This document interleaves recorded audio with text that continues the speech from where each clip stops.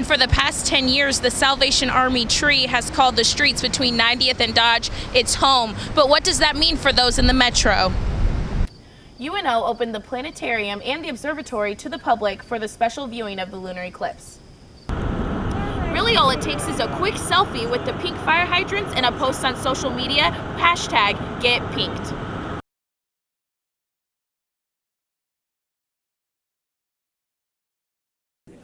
I was always taught that politics isn't the best thing to bring up at things and stuff, so I was never really my family's not really talkative about it. You may have heard of the term gender gap, the systematic differences in the outcomes that men and women achieve in the labor market.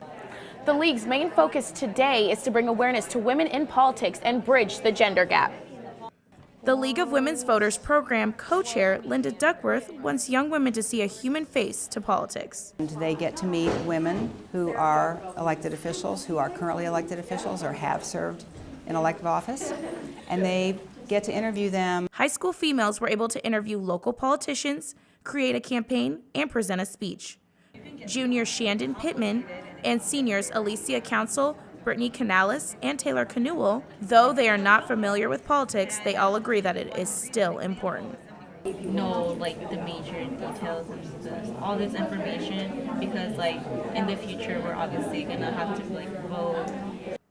A total of 50 students attended the event. They were all taken on a tour of the UNO's campus after the program took place. For the Omaha News, I'm Waverle Monroe. Exarban houses the University of Nebraska at Omaha's own Baxter Arena. With all the previous anticipation, this year is going to bring a lot of people to the area to watch all 19 home games for the UNO's Maverick hockey team. Bill Cronstrom and Bill Victor are 22-year ticket holders and are excited about the move. Parking's unbearable, tons of people everywhere, and excitement's exciting. The arena can seat up to 7,500 people. And for Exarban, this means that at least 7,500 more people to the area. Not to discredit all the tailgaters who will go to close bars and restaurants to view the game. Voodoo Taco restaurant owner Eric Newton says he's not afraid of the thousands of people that will be flooding into the arena, and possibly into his restaurant. No, we're really not doing much else, because we do see volume and we're able to account for it. Now, we don't know what the Baxter Arena is going to bring, but we're ready for it. The arena's free student tickets went very fast. At the first game, student section tickets were gone right after 30 minutes. For UNO students, one helpful hint is to make sure you have enough time to park, walk, and get your ticket. UNO students Daniel Vaughn, Miranda Soares, and Marty Vaughn were disappointed that they weren't able to get their tickets.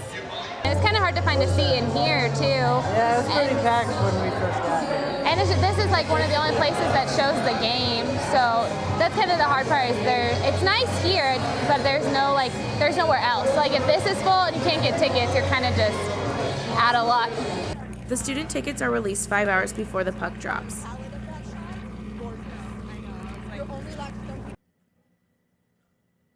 The EMV or chip cards have already made their way into the wallets of some in the metro. With the new system estimated to be in full swing in early 2016, other Omahans are concerned about not seeing their new chip cards in the mail. What we've been doing is issuing them as cards come up for renewal, just to help with our general process. So it takes a while to issue that many cards. Public Relations Director at First National Bank of Omaha, Kevin Langen, also says that the bank has issued out many new cards for almost a year and still have a lot more to go. One newly Omaha resident, originally from Canada, Annika Erickson, says she has already been through the same transition period that Omaha is going through. I want to say it took about a year, and then most of the stores, like grocery stores, big department stores and all that kind of stuff, had the chips, and then normally smaller stores and didn't. The new era for credit cards is gaining weight in metro stores. Cleveland clothing owner Katie Cleveland says she likes the new system for her customers. The problem, the company's responsible, but with the new chip card, it'll just encrypt it, so right when you swipe it, so it's just a lot safer for everybody. For places like Cleveland Clothing, they say that the new chip system is no slower than the old system, and it actually is more secure for customers versus swiping the card. Erickson's biggest tip for when consumers get their cards? So always just make sure to take your card out once it says accepted.